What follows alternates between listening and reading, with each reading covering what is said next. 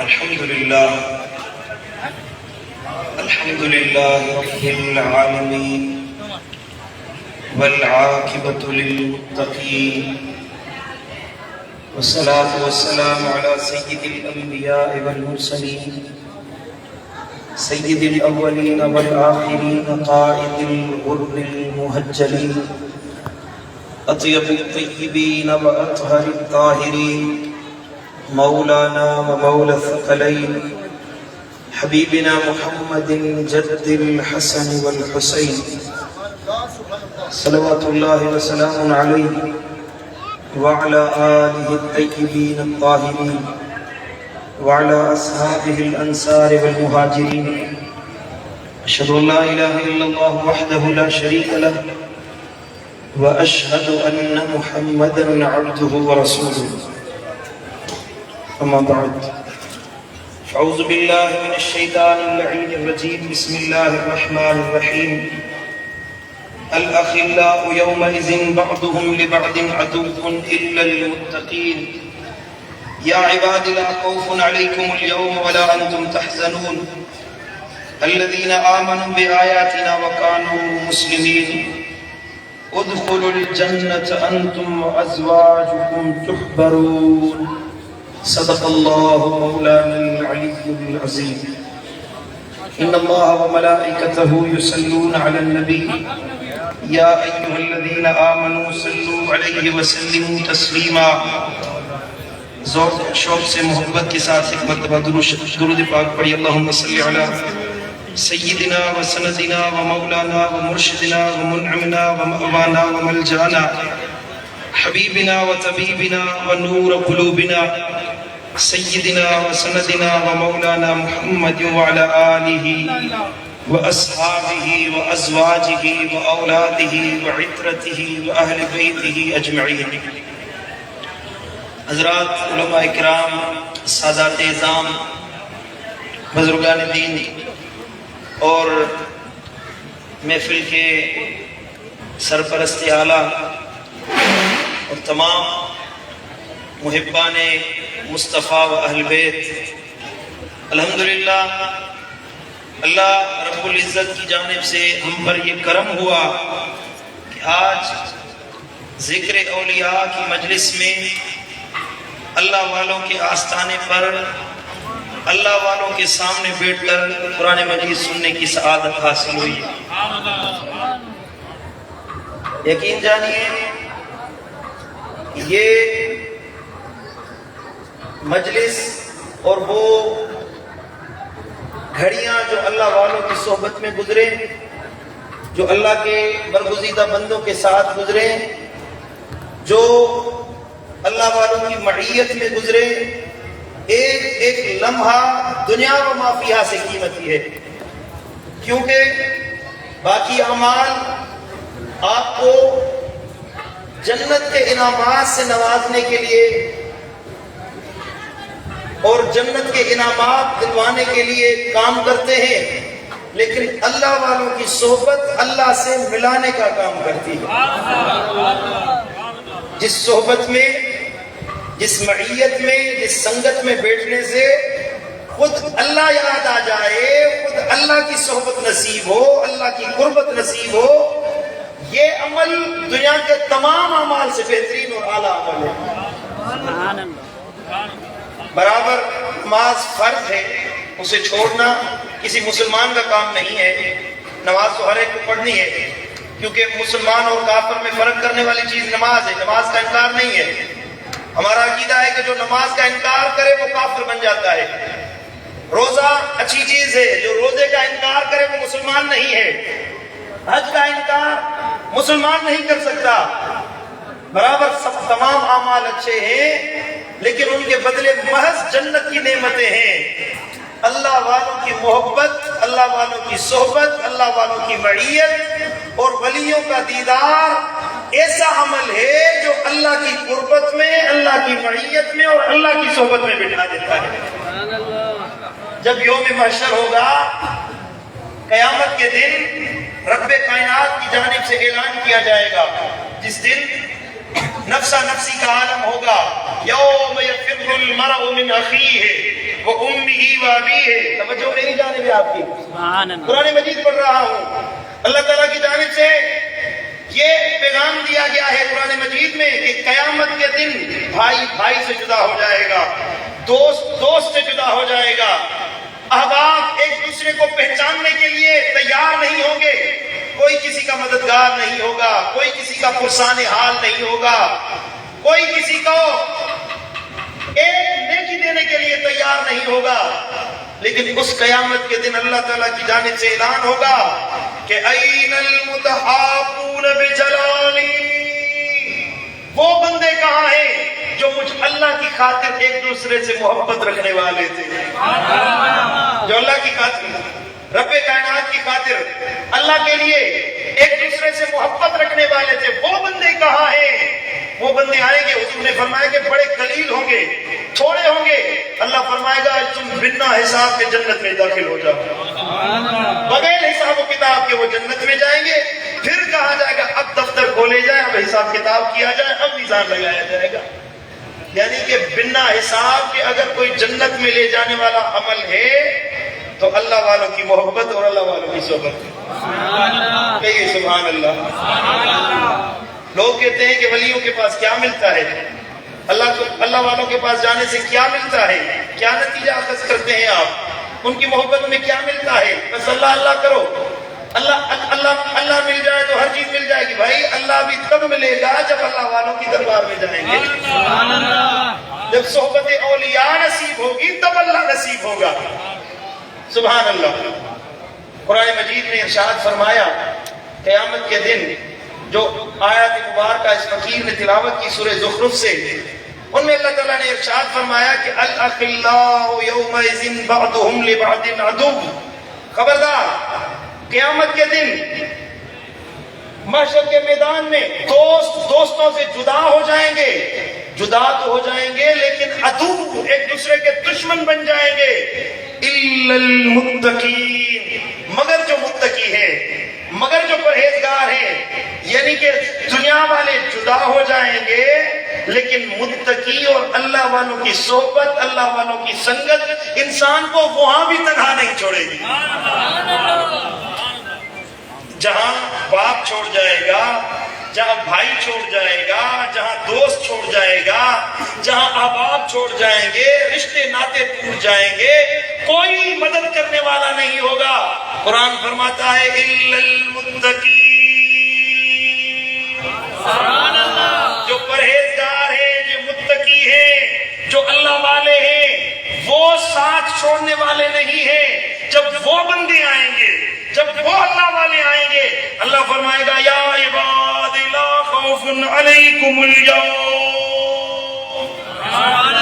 اے میرے بندو, اے میرے ولیوں کے ساتھ محبت رکھنے والوں, اللہ والوں کے ساتھ جڑنے والوں, رات کو آدھی رات کا ٹائم گزر چکا ہے لیکن پھر بھی آپ اپنے کاروبار, اپنے بستر, اپنے گھر, اپنے احباب کو چھوڑ کر میرے دوستوں کی صحبت میں بیٹھنے والوں, سنو آج کے دن تمہارے اوپر کوئی خوف نہیں ہے. جہنم سے ڈرے وہ جو اللہ والوں کے دشمن ہیں, دوزخ سے ڈرے وہ جو ولیوں سے دور ہونے والے ہیں. لا خوف علیکم اليوم, اے اللہ والوں سے محبت رکھنے والوں, آج تم پر کوئی خوف نہیں ہے, کوئی ڈر نہیں ہے. ولا انتم تحزنون, اور اللہ تمہیں پریشان بھی ہونے نہیں دے گا. جنت میں جانے کا راستہ اللہ والوں کے ذریعے تمہارے لیے آسان بنا دیا گیا ہے. سبحان اللہ. الذین آمنوا بآیاتنا وکانوا مسلمین, یہی وہ لوگ ہیں جو ہم سے ہماری آیات پر ایمان لاتے ہیں اور یہی مسلمان ہیں. انہیں کہا جائے گا ادخلوا الجنت انتم, اب تم سارے کے سارے جنت میں داخل ہو جاؤ. یہ ولیوں کی صحبت آئے گی, اللہ والوں کی ٹولی آئے گی. کسی کا محبت کا ناطہ غوث الاعظم مرشدی حضرت محی الدین عبد القادر جیلانی کے ساتھ ہے, کوئی محبت رکھتا ہے حضرت خواجہ اجمیر کے ساتھ، کوئی دادا لاہوری کے ساتھ، کوئی حیدرآباد کے اولیاء کے ساتھ، کوئی کلندر اور بھٹائی کے ساتھ، کوئی کس کے ساتھ محبت رکھنے والا ہے، کوئی کس کے ساتھ محبت رکھنے والا ہے، ہر ایک اپنی جماعت کے ساتھ آئے گا، کیونکہ حضور نے فرمایا ہے کہ المرء مع من احب، تم اس کے ساتھ اٹھائے جاؤ گے جس کے ساتھ تمہاری محبت کا تعلق ہے، جس کے ساتھ تمہاری الفت کا تعلق ہے، اس کے ساتھ اٹھائے جاؤ گے۔ ہماری محبت سخی عبدالوہاب شاہ سے، سبحان اللہ، ہماری محبت حضور غوث الاعظم پیران پیر سے ہے، جس کی محبت ہے وہ ہاتھ اٹھائے۔ ہماری محبت حسنین کریمین سے ہے، ہماری محبت مولا علی سے ہے، ہماری محبت حضور کے صحابہ سے ہے، اور حضور فرماتے ہیں کہ جس کے ساتھ محبت ہوگی اس کے ساتھ اٹھایا جائے گا۔ اللہ فرمائے گا یہ جو جماعت آ رہی ہے ادخلوا الجنت انتم، تم جنت میں داخل ہو جاؤ، نہ صرف تم جنت میں جاؤ، وازواجکم تحبرون، اور تم اپنی بیویوں کے ساتھ خوشحال بن کر جنت میں جاؤ۔ یہ کہتے ہیں کہ اللہ والے آپ کو کیا فائدہ دیں گے، ولیوں کی صحبت آپ کو کیا نفع دے گی؟ اللہ والے خود اپنا نفع حاصل نہیں کر سکتے۔ قرآن فرماتا ہے کہ ان ولیوں کے صدقے ان کی بیویوں کو بھی بخش کر معاف کر دیا جائے گا، بیویوں کو بھی معاف کر دیا جائے۔ پہلی بات تو یہاں ختم ہو گئی یہ بات، یہ اعتراض یہیں پر ختم ہو گیا۔ جو بندہ کہہ رہا تھا، جو بندہ اعتراض کر رہا تھا کہ اللہ والے آپ کو کوئی نفع نہیں دیں گے، اللہ والے کسی کو نفع نہیں پہنچاتے، کسی کو فائدہ نہیں پہنچاتے، کسی کو فائدہ نہیں پہنچائیں گے، ان کے لیے تو قرآن مجید نے یہ الفاظ فرما کر اعتراض ختم کر دیا کہ ولیوں کے صدقے ان کی بیویاں بھی بنا حساب سے جنت میں جائیں گی۔ سبحان اللہ، بیویاں کیوں جائیں گی؟ بیویوں کو جنت میں جانے کے لیے کیوں بھیجا جائے گا؟ تحبرون۔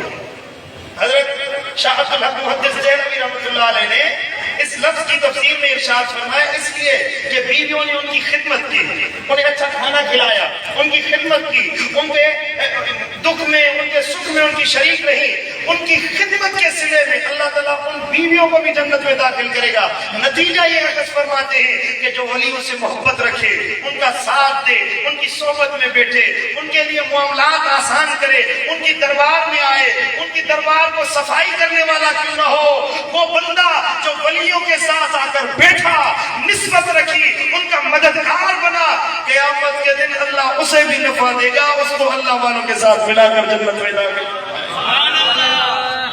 کہیے سبحان اللہ۔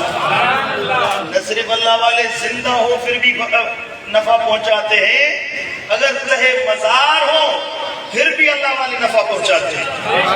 کہیے سبحان اللہ۔ حضور نے فرمایا، حدیث مبارکہ ہے، ایک بندہ ایک قبر کو ٹیک لگائے بیٹھا ہوا تھا، قبر کو ٹیک لگائے بیٹھا ہوا تھا۔ قبر کو ٹیک لگانا شرعاً جائز نہیں ہے، قبر کو ٹیک لگانا یا اس پر پاؤں رکھنا۔ حضور نے فرمایا کہ تمہیں پتا چلے کہ قبر پر پاؤں رکھنا یا ٹیک لگانا کتنا بڑا گناہ ہے، آپ جلتے ہوئے انگاروں پر پاؤں رکھیں لیکن قبر پر آپ پاؤں نہیں رکھیں، اتنا بڑا گناہ ہے۔ ایک بندہ قبر کو ٹیک لگائے ہوئے بیٹھا ہوا تھا، حضور نے فرمایا کہ اے بندے قبر سے دور ہو جاؤ، نہ تم اسے نقصان پہنچاؤ، نہ قبر والا تجھے نقصان پہنچائے، نہ قبر والا تجھے نقصان پہنچائے نہ تم اسے نقصان پہنچاؤ۔ تو اس بندے نے کہا کہ یا رسول اللہ، اے میرے حضور یہ قبر والا مجھے نفع یا نقصان پہنچا سکتا ہے؟ حضور نے فرمایا تم اسے اذیت پہنچا رہے ہو اور وہ تجھے اذیت پہنچا سکتا ہے۔ معلوم ہوا کہ قبر والا یہ عام بندہ تھا، عام انسان کی قبر تھی۔ چہ جائے کہ کوئی اللہ والا ہو، اس کی دربار میں کوئی خادم جائے، عرض کرے، التجا کرے، اللہ والا کیسے اسے نفع نہیں پہنچائے گا؟ کہیے سبحان اللہ۔ میرے قبلہ مرشدی و سندی قبلہ دلبر صاحب کا ایک شعر ہے، سبحان اللہ، پڑھیے۔ صلی اللہ علیہ یا رسول اللہ،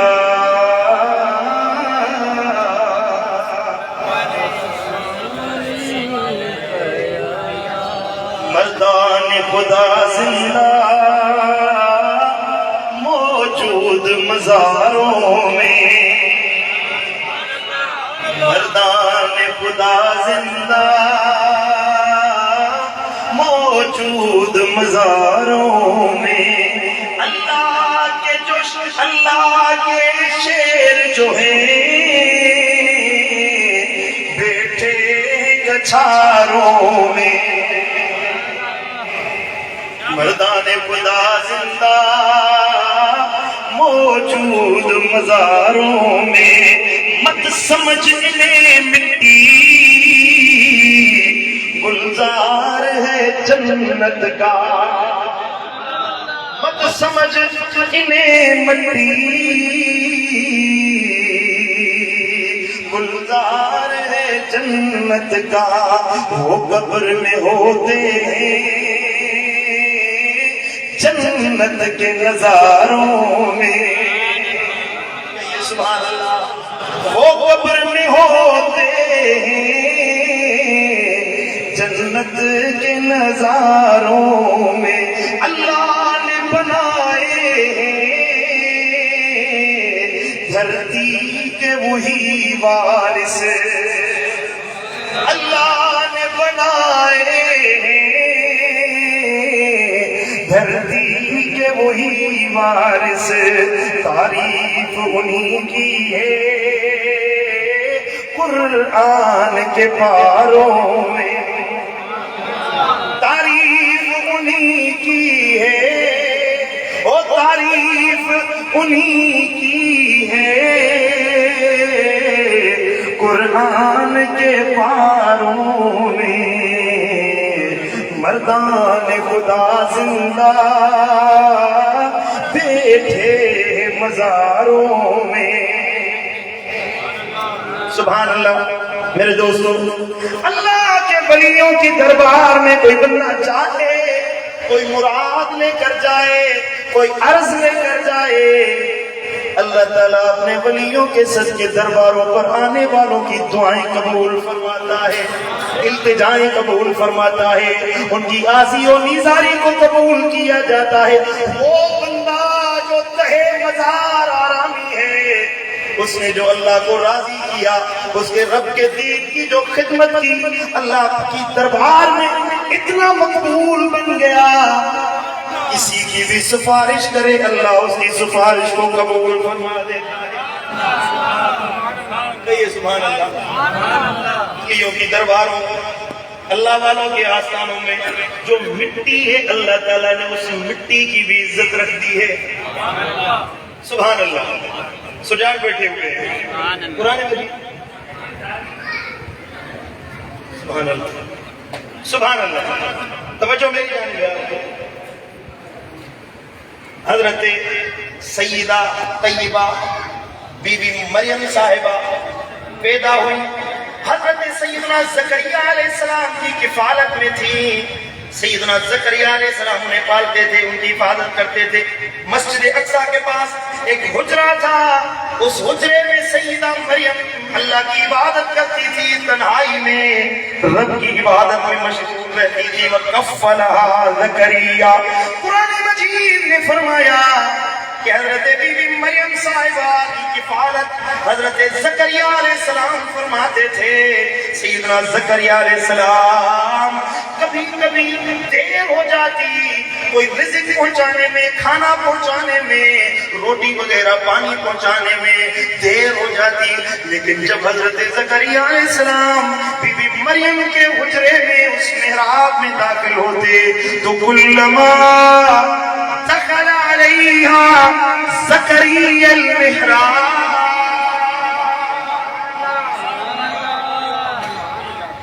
قرآن مجید نے دربار کے لیے لفظ محراب فرمایا ہے۔ دربار کے لیے ہم آتے ہیں نا، دربار شریف میں آئے ہوئے ہیں، آستانے شریف پر بیٹھے ہوئے ہیں، دربار لفظ اردو میں، سندھی میں درگاہ، اردو میں دربار یا خانقاہ فارسی میں کہتے ہیں، عربی میں زاویہ کہتے ہیں۔ قرآن مجید نے لفظ محراب فرمایا، کلما دخل علیہا زکریا المحراب، حضرت بی بی مریم صاحبہ کے آستانے پر، ان کے محراب میں، ان کے حجرے میں، ان کی خانقاہ میں، ان کی دربار میں حضرت سیدنا زکریا علیہ السلام جب داخل ہوتے، وجد عندہا رزقا، جب بھی آتے ان کے پاس تازہ تازہ رزق پاتے تھے، بے موسم پھل پاتے تھے، ایسے پھل پاتے تھے جن کا موسم نہیں ہوتا. ابھی یہ موسم چل رہا ہے آم کا، سردیوں میں آم نہیں ہوتے، سردی کے موسم میں آتے تو آم پڑے ہوئے، سردی کے موسم میں کھجور نہیں ہوتی لیکن کھجور پڑی ہوئی ہے. حیرت میں آ جاتے. حضرت زکریا علیہ السلام پوچھتے کہ اے مریم، قال یا مریم انا لک ھذا، اے مریم یہ رزق تجھے کہاں سے ملا، یہ بے موسم پھل کہاں سے آئے؟ قالت هو من عند اللہ. اے زکریا تو نے تو دیر کر دی کھانا پہنچانے میں، تو دیر کر سکتا ہے، میرا اللہ دیر نہیں کر سکتا. یہ میرے رب کی طرف سے رزق ہے. ان اللہ یرزق من یشاء بغیر حساب. اللہ جسے چاہتا ہے بے حساب رزق عطا فرما دیتا ہے. رزق کے پیچھے دوڑتے ہیں، روزی کے پیچھے دوڑتے ہیں، احساس نہیں ہوتا بڑے کا، چھوٹے کا، ابے کا، اماں کا، بھائی کا، رشتے تو توڑ کر بیٹھ جاتے ہیں. اللہ فرماتا ہے کہ تم رزق کے پیچھے نہ بھاگو، تم میرے پیچھے آؤ، تم اللہ کی جانب جاؤ. جس طرح اللہ والے ولی میرے جانب آ کر بیٹھے ہوئے، میرے لیے تنہا آ کر بیٹھے ہیں، رزق ہم نے ان کے پیچھے لگا دیا ہے. تمہارے لیے بھی یہی قانون ہے، دنیا کو چھوڑ کر میری جانب آؤ، دنیا تمہارے پیچھے لگ جائے. ہمارے قبلہ ایک واقعہ بیان فرماتے ہیں کہ ایک بندہ تھا، وہ کچھ سونے کی اشرفیاں لے کر ایک اللہ والے کی جانب آیا. حضرت کو کہا کہ قبلہ یہ نذرانہ پیش کر رہے ہیں، یہ قبول فرمائے. اللہ والے نے کہا کہ بھائی اس دنیا کو چھوڑ کر تو ہم مسجد میں آ کر بیٹھے ہوئے، اس کو لے کر جاؤ، ہمیں نہیں چاہیے، واپس لے کر جاؤ.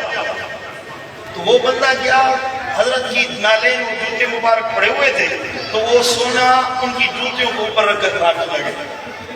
جب وہ بزرگ باہر نکلے تو مریدین بھی، خادمین، متوسلین، خادمین، سالکین آپ کے ساتھ باہر نکلے. انہوں نے دیکھا کہ وہ سونے کی اشرفیاں تو ان کے جوتوں پر پڑی ہوئی ہے. آپ نے فرمایا کہ اگر آپ دنیا کو چھوڑ کر اللہ کے سامنے سر جھکائیں گے، دنیا تمہارے جوتوں پر اللہ گرا دے گا. کہیے سبحان اللہ. میری باتیں سمجھ میں آ رہی ہے کہ نہیں آ رہی؟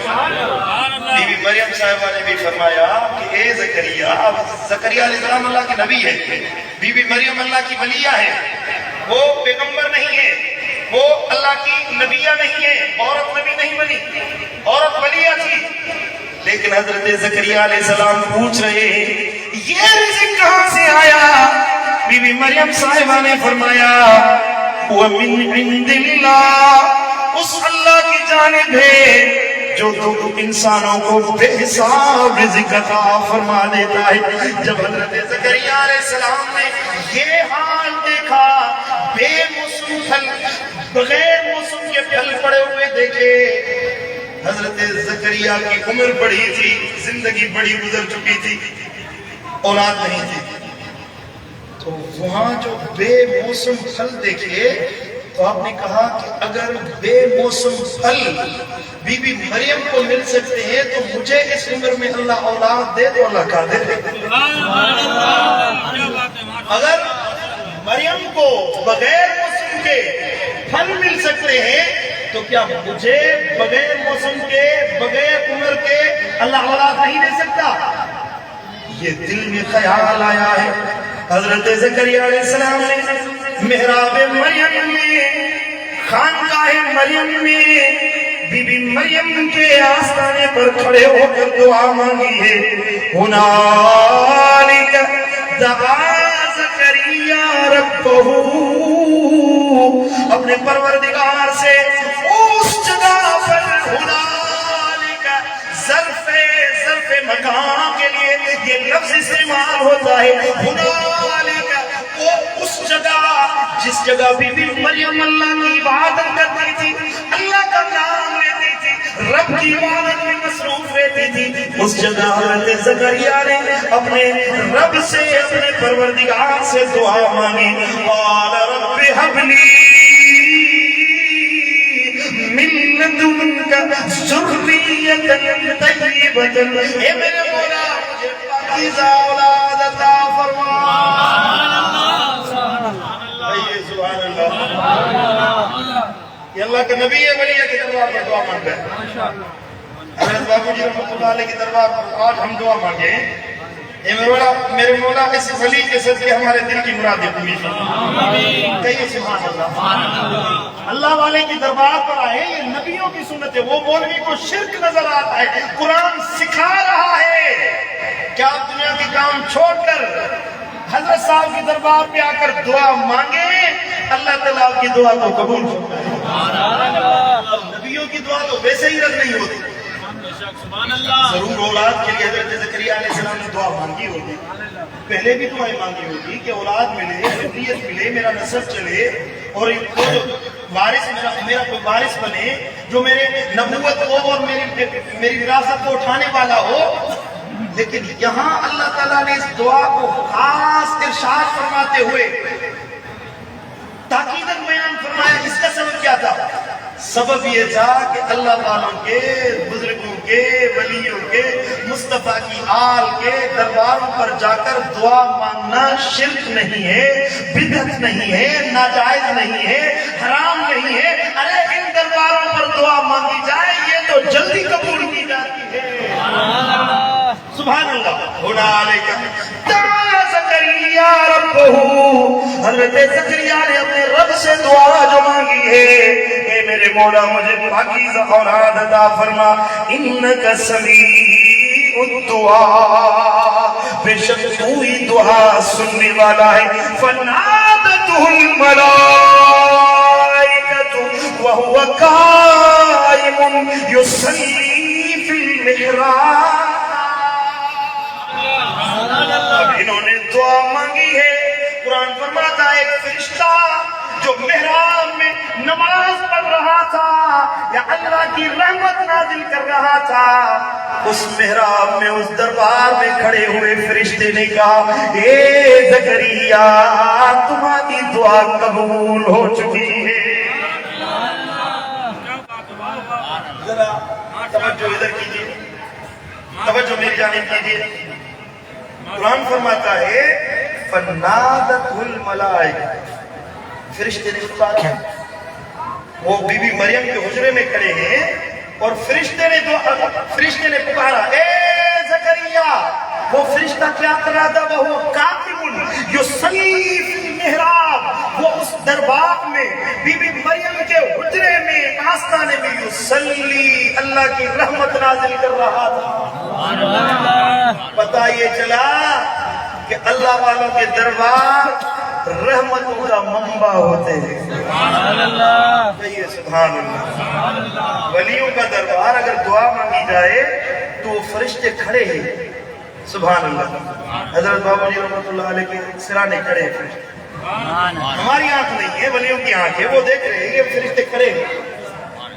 قرآن فرماتا ہے وہ یصلی, وہ قائم یصلی, وہ کھڑے ہیں اور ان کی دعا مانگ رہے ہیں. اب یصلی صلاۃ لفظ کا معنی جامع ہے, اس کے لیے اس کا معنی رحمت میں بھی آتا ہے, دعا میں بھی آتا ہے, اور درود میں بھی آتا ہے, نماز میں بھی آتا ہے, بہت سے معنی ہے.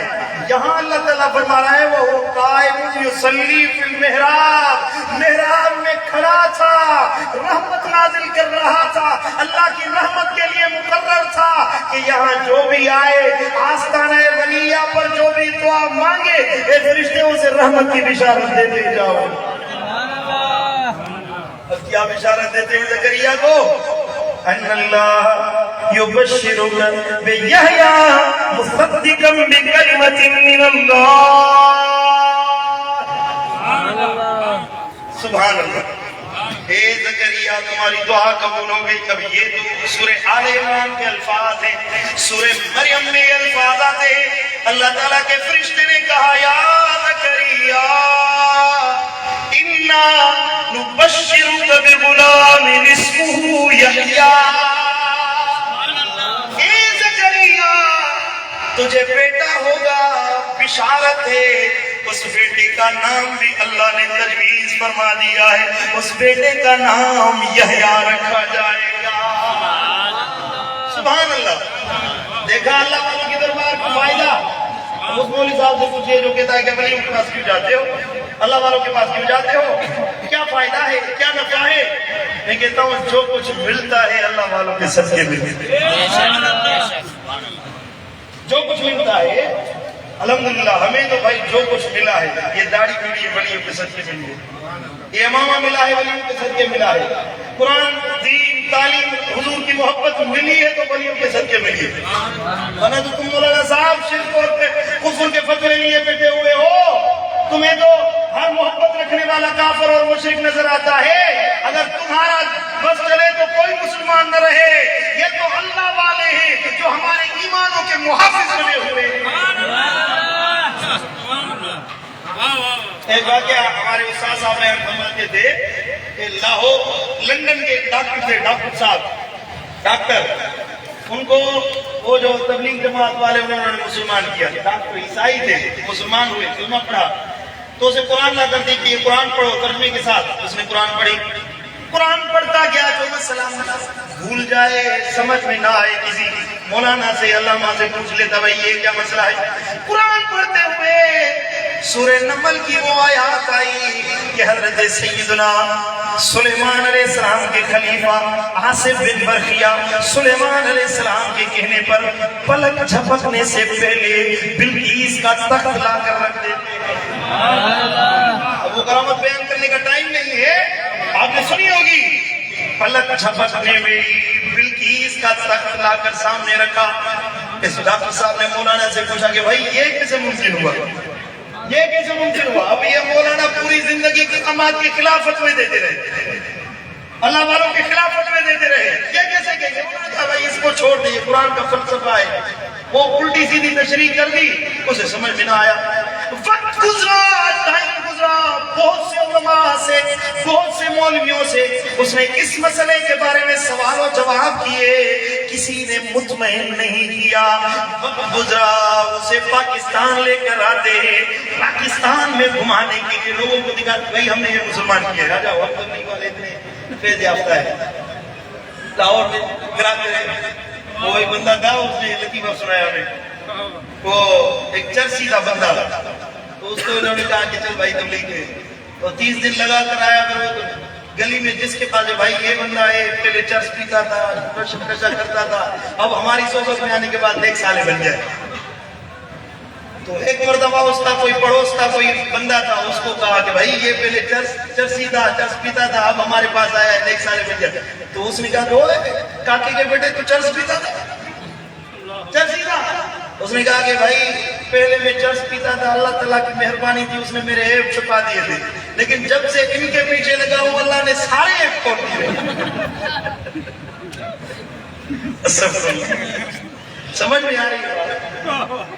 ایسے اللہ والے ان کے پاس جاؤ تو اللہ تمہارے وہ جو ظاہر عیوب ہیں ان پر بھی پردہ لگا دیتا ہے، یہ ولیوں کی برکت ہے، سبحان اللہ۔ ڈاکٹر صاحب آئے لاہور میں، وہاں گھمانے کے لیے ادھر لے کر گئے، ادھر لے کر گئے، ایک جگہ گزرے تو وہاں میلہ لگا ہوا ہے، بھائی یہ کیا ہے کہ یہ داتا سائیں کا دربار ہے، داتا علی حجویری کا دربار ہے، بھائی یہاں کیا ہوتا ہے؟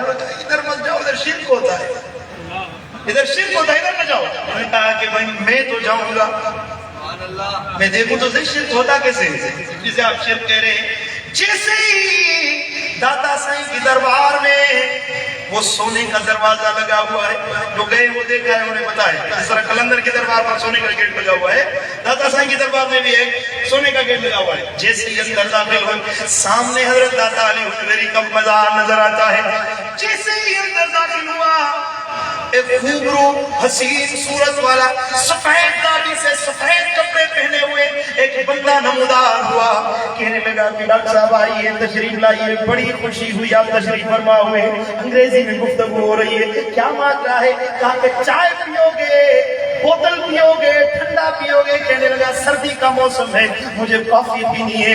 اس نے کہا کہ کافی ابھی حاضر کر دیتے ہیں۔ جیسے ہی ہاتھ بڑھایا ہے تو کافی کا کپ گرم گرم اس کے ہاتھ، جیسے اس ڈاکٹر نے وہ کپ دیکھا وہ جو کافی کا کپ اس نے دیکھا اس کی چیخ نکل گئی اور بے ہوش ہو کر گر پڑا.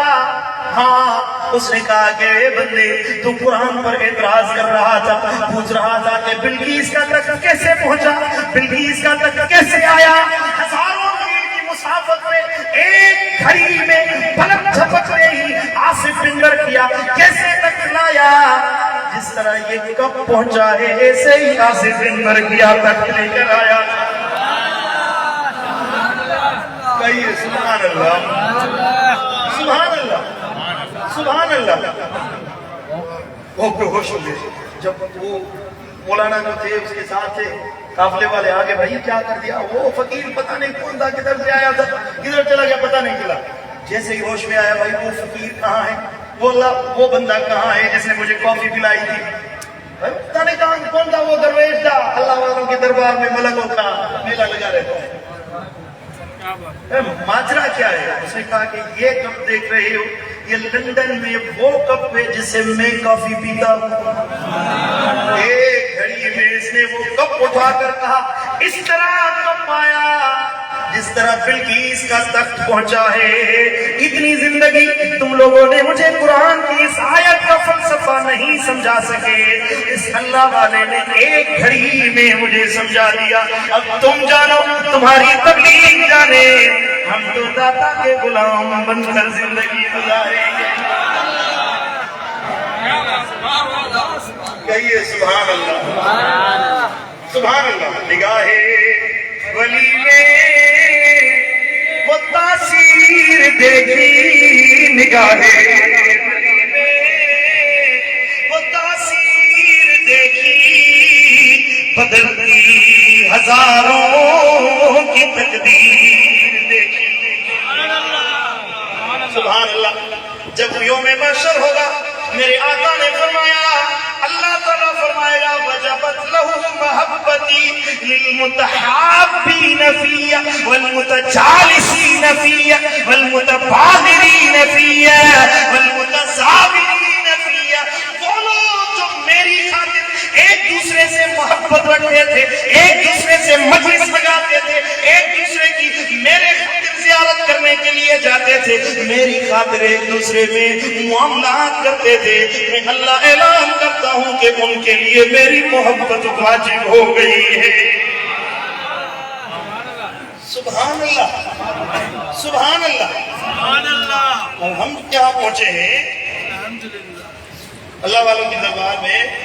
حضرت بابو جی رحمہ اللہ کا عرس مبارک ہے, حضرت قبلہ ملک شاہ دامت برکاتہ العالیہ بیٹھے ہوئے ہیں, سادات کی دربار ہے, آستانے پر بیٹھے ہوئے ہیں. ہمارا ان کے ساتھ کوئی لین دین تو نہیں ہے, ہم کس لیے آئے ہوئے ہیں, کوئی قرض لینا ہے حضرت سے, اس لیے نہیں حضرت سے, ہاں کوئی معاملہ نہیں. ہم اس لیے آئے کہ یہ نبی کی آل ہے, اللہ والوں کی دربار ہے, یہاں جائیں گے اللہ تعالیٰ کی محبت نصیب ہوگی. سیکھنے کے لیے جمع ہوئے ہیں, قرآن سننے کے لیے, اللہ کے لیے جمع ہوئے ہیں. یہ محبت ہمیں کھینچ کر لائی ہے. میں ماتلی سے آیا ہوں, آپ اپنے کام چھوڑ کر کوئی کہاں سے آیا ہے, کوئی کہاں سے آیا ہے. یہاں ولیوں کی دربار میں نیت یہ ہے کہ اللہ راضی ہو جائے. اللہ فرماتا ہے یہ محبت رائے گاہ نہیں جائے گی, یہ محبت بے سود بے فائدہ نہیں جائے گی. جو آیا ہے وہ مراد پا کر پھر واپس جائے گا. کہیے سبحان اللہ, سبحان اللہ. جو فیضان اللہ تعالیٰ نے حضور کو عطا کیا, میرے آقا مولا کو اللہ تعالیٰ کی جانب سے مہربانی ہوئی, ہدیہ ملا, ہبتن تحفتن نصیب ہوا. حضور نے اپنے تک محدود نہیں رکھا اس فیض کو, اس کمالات کو, ان جمالات کو. حضور نے اپنی ذات تک محدود نہیں کیا. ارے میرے آقا کی دربار تو سخی دربار ہے, کوئی کسی نے قطرہ مانگا اسے دریا عطا کر دیا. کوئی بندہ ایک سوال کرنے کے لیے آیا, حدیث مبارکہ ہے, ایک بندہ آیا, اس نے کہا کہ یا رسول اللہ مجھے اونٹنی چاہیے. حضور نے فرمایا کہ اسے 2 اونٹنیاں دی جائیں, اور وہ بھی مال سے لدی ہوئی اونٹنیاں دی جائیں. سبحان اللہ, سبحان اللہ, سبحان اللہ. حضور آقا صلی اللہ علیہ وسلم کو فیضان نصیب ہوا, شان نصیب ہوئی. اب ان کی مثل ان کے جیسا کوئی نہیں بن سکتا، لیکن حضور نے اپنی امت میں، اپنی امت کے ولیوں میں وہ اپنے کمالات دیت فرمائے ہوئے ہیں۔ حضور نے تحفہ دیا ہوا ہے، امت کے ولیوں کو محمدی فیض سے نوازا گیا ہے۔ جو کمالات حضور کو نصیب ہوئے آج بھی امت میں، امت کے ولیوں کے سینوں میں وہ چمکتا ہوا نظر آ رہا ہے۔ علیہ باللہ یہ نہیں کہا جائے گا کہ حضور علیہ باللہ وفات پا گئے، فیضان کا در بند ہو گیا اور دروازے بند ہو گئے، اب کچھ نصیب نہیں ہوگا، نہیں۔ حضور آ کر جو جہاں آج بھی عنایت فرما رہے ہیں۔ کبھی حضور نظر کرم فرماتے ہیں، کبھی حضور آ کر جو جہاں زیارت کرواتے ہیں، کبھی مہربانی فرماتے ہیں۔ حضرت مخدوم محمد ہاشم ٹھٹوی رحمۃ اللہ علیہ دربار رسالت مآب صلی اللہ علیہ وسلم میں گئے، حضور کو سلام کی، یا رسول اللہ صلوات و السلام علیک یا رسول اللہ۔ مزار اقدس سے آواز آئی، وعلیک السلام یا محمد ہاشم۔ تو دوسرے محمد ہاشم نام لوگ کھڑے ہوئے تو انہوں نے کہا کہ یہ سلام کا جواب ہمیں ملا ہے، ہمیں سلام کا جواب ملا ہے۔ تو سب نے کہا کہ بھائی اعتراض کرنے کی کیا ضرورت ہے، لڑنے کی کیا ضرورت ہے، حضور ابھی زندہ حیات موجود ہیں۔ سبحان اللہ، حضور آج بھی موجود ہیں، سلام دوبارہ کر لیتے ہیں، پھر دیکھتے ہیں کس کو جواب ملتا ہے۔ پھر سب نے محمد ہاشم نامی جتنے بھی احباب کھڑے تھے انہوں نے کہا الصلاۃ والسلام علیک یا رسول اللہ، تو واپس جواب آئی وعلیک السلام یا محمد ہاشم ٹھٹوی۔ ایک ٹھٹا کے محمد ہاشم تجھ پر سلام ہو۔ کہیے سبحان اللہ۔ کسی کو سلام کا جواب آتا ہے۔ حضرت خواجہ محمد رفاعی رحمۃ اللہ علیہ حضرت حضور غوث پاک کے ساتھ اور 200 اولیاء کرام تھے، عراق کے 200 اولیاء کرام تھے، وہ ساتھ میں گئے۔ حضرت خواجہ احمد رفاعی رحمۃ اللہ علیہ نے حضور کی دربار میں کھڑے ہو کر سلام کیا اور عرض کیا رسول اللہ جب گھر ہوتا ہوں تو آپ کی زیارت نصیب ہوتی ہے، بار بار خواب میں آپ کا دیدار کرتا ہوں، آپ کی آواز سے میرے کانوں کو ٹھنڈک پہنچتی ہے، یا رسول اللہ آج کرم کیجئے، اپنا ہاتھ مبارک دیجئے، میں اسے بوسہ دینا چاہتا ہوں۔ دروازہ کھل گیا۔ واقعہ لکھنے والوں نے لکھا ہے کہ حضور کا ید مبارک باہر نکلا، وہ ہاتھ جس کو اللہ نے فرمایا ہے کہ ید اللہ فوق ایدیہم، جس ہاتھ کو اللہ نے اپنا کہا ہے، وہ ہاتھ مزار اقدس سے نکلا۔ حضرت خواجہ احمد رفاعی نے اس ہاتھ کو بوسہ دیا ہے۔ سبحان اللہ۔ حضور کی عنایت ہے، حضور اپنی مزار اقدس میں زندہ حیات ہے۔ کہیے سبحان اللہ۔ اعلیٰ حضرت عظیم البرکت الشاہ امام احمد رضا خان بریلوی رحمۃ اللہ علیہ فرماتے ہیں تو زندہ ہے واللہ، تو زندہ ہے واللہ، تو زندہ ہے واللہ، تو زندہ ہے واللہ، میرے چشم عالم سے چھپ جانے والے، میرے چشم عالم سے چھپ جانے والے، چمک تجھ سے پاتے سب پانے والے، چمک تجھ سے پاتے سب پانے والے، میرا دل بھی چمکا دے چمکانے والے، میں مجرم ہوں آقا میرا ساتھ لے لو، میں مجرم ہوں آقا مجھے ساتھ لے لو، کہ راستے میں جا بجا تھانے والے، کہ راستے میں جا بجا تھانے والے، چمک تجھ سے پاتے، چمک تجھ سے پاتے ہیں سب پانے والے، میرا دل بھی چمکا دے چمکانے والے۔ کہیے سبحان اللہ، سبحان اللہ۔ اے میرے بھائیوں، جس طرح اللہ تعالیٰ نے حضور کو فیضان عطا فرمایا، میرے آقا نے اپنے فیض کو اپنے تک محدود نہیں رکھا، وہ فیضان آج بھی جاری ہے، کل بھی جاری رہے گا، قیامت جاری تک جاری رہنے والا ہے. بس ہم ہیں, ہم اگر اللہ والوں کے سامنے اپنے دل کو پیش کریں, ضرور جو گنبد خضرا سے چمک جو نور نکلتا ہے وہ نور ہمیں بھی نصیب ہو سکتا ہے. سبحان اللہ. اب شرط ہم پر ہے کہ ہم اللہ والوں سے کتنی محبت رکھتے ہیں. ہمارے سندھ کے بزرگ ہو کر گزرے ہیں حضرت خواجہ محمد اسماعیل پریانو شریف. پریانو خیر وہ میرا سے نا, اس کے ساتھ ہے پریانو. محمد اسماعیل اللہ کے بڑے کامل ولی تھے, بڑے اللہ کے کامل ولی تھے. سر جھکاتے تھے تو حضور کی دربار میں پہنچ جاتے تھے. اللہ تعالیٰ نے انہیں بڑا کمال عطا کیا تھا. ایک مرتبہ پریانو شہر سے باہر جنگل ہے, اس جنگل میں بیٹھ کر اللہ کی عبادت کر رہے تھے. ایک بوڑھی عورت آتی ہے, اس نے کہا سائیں پریانو جانا ہے. اب سندھی زبان میں پریانو کہتے ہیں وہ محبوب کا شہر, وہ شہر جہاں محبوب کا گھر رہے, محبوب کا شہر, محبوب کا گھر. اس حضرت صاحب اپنی مسجد میں بیٹھے ہوئے تھے. فرمایا کہاں جانا ہے؟ قبلہ پریانو جانا ہے, محبوب کے شہر جانا ہے. حضرت کیفیت میں آ گئے, وجد میں آ گئے, فرمانے لگے اماں آج کے میرے ساتھ, میں تجھے پریانو لے کر جاتا ہوں. چند قدم چلتے ہیں, اماں دیکھتی ہے کہاں سندھ کے محلات و باغات. نظر اٹھا کر دیکھتی ہے سامنے گنبد خضرا. حضرت اللہ یہ کہاں پہنچ گئے, یہ تو پریانو نہیں ہے. حضرت نے فرمایا اماں تیرا پریانو پتہ نہیں کون سا ہے, میرے محبوب کا شہر کے سامنے.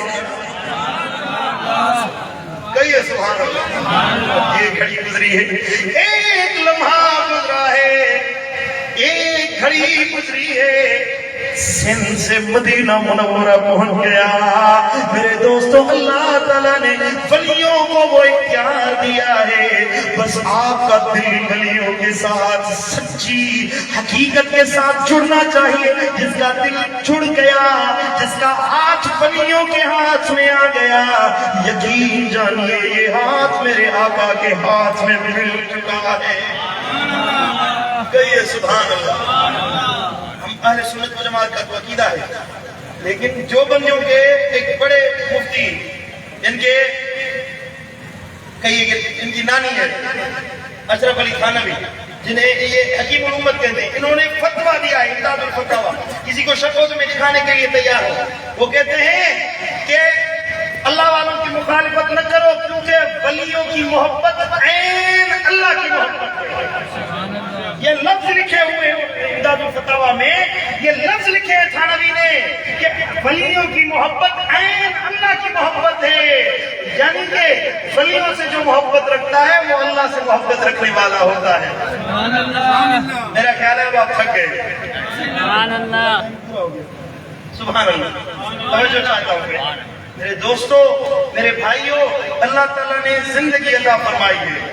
یہ زندگی ان کاموں میں گزارو جو راستہ, جو کام اللہ والوں نے سکھایا ہے.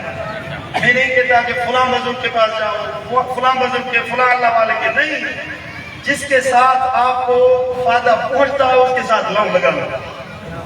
سبحان اللہ. جو ولیوں کے ساتھ جڑ گیا نا وہ مصطفیٰ کے ساتھ جڑ گیا. اور آپ کو خوش نصیب ہیں, اللہ والے بھی اور نبی کی آل بھی. کہیے سبحان اللہ. حضور کی آل بھی نصیب ہوگی, اور جس کو حضور کی آل سے محبت نصیب ہو جائے, خدا کی عزت کی قسم ہے, اس کو گویا کہ حقیقت میں اللہ والوں کا فیض مل چکا ہے.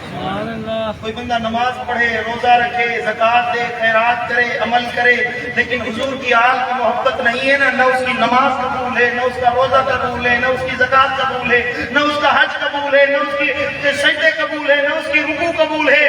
ہاں رکوع کرتے کرتے وہ کمان کی طرح ٹیڑھا ہو جائے, سجدہ کرتے کرتے اس کی پیشانی کالی پڑ جائے, اور وہ پوری زندگی پیدل حج کرتا رہے, لیکن آل نبی سے محبت نہیں ہے, اس کا ایک حج قبول نہیں, ایک سجدہ قبول نہیں. ارے نمازیں, حج, زکوٰۃ, خیرات اس کی ہے جو میرے مصطفیٰ کی آل سے محبت ہے. امات علی حب آل محمد مات مغفورا لہ. میرے آقا نے فرمایا کہ جو آل نبی کی محبت میں مر جائے اللہ تعالیٰ اس کے سارے گناہ بخش کر معاف فرما دیتا ہے. کہیے سبحان اللہ. کسی محبت والے نے کہا ہے کہ نمازیں پڑھی جا اذانیں دیے جا شب و روز سجدوں پہ سجدے کیے جا. ارے نمازیں اسی کی اذانیں اسی کی جسے پنجتن کا گھرانہ ملا ہے. نمازیں اسی کی نمازیں اسی کی اذانیں اسی کی جسے پنجتن کا گھرانہ ملا ہے. جسے مل گیا کملی والے کا دامن اسے دو جہاں کا خزانہ ملا ہے. اللہ تعالیٰ ہم سب حضور کی محبت نصیب کرے. اللہ حضور کی آل کی محبت نصیب کرے. اللہ میرا کہنا آپ کا سننا اپنی بارگاہ اقدس میں قبول و منظور فرمائے. وآخر دعوانا مصطفیٰ جانے رحمت پیلا سلام شمع بزم ہدایت پیلا